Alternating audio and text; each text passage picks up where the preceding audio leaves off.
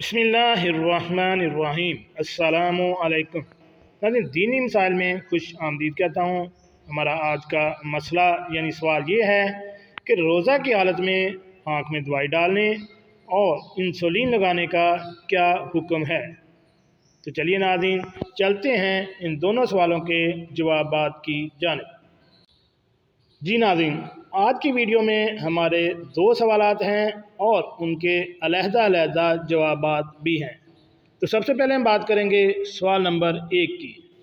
तो पहला सवाल यह है कि क्या रोज़े की हालत में आँख में दवाई डाल सकते हैं, और दूसरा सवाल है कि क्या इफ्तार से पहले इंसुलिन का इंजेक्शन लगा सकते हैं।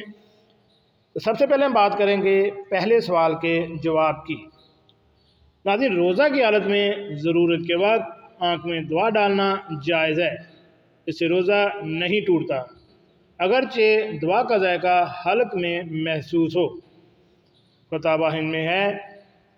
और दूसरा जवाब जो है वो इस तरह है, तो इंसुलिन चूँकि खाल में लगाने का इंजेक्शन है और रोज़ा की हालत में गोश्त में इंजेक्शन लगाने से रोज़ा नहीं टूटता, इसलिए रोज़ा की हालत में इंसुलिन लगाने में कोई कबाहत नहीं है।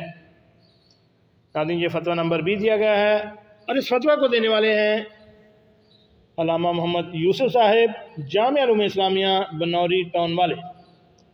अगर आपको इस मसले के मतलब कोई भी इख्तलाफ या किसी भी किस्म का कोई अबाम है तो आप हमें कमेंट्स बॉक्स में कमेंट्स कर सकते हैं।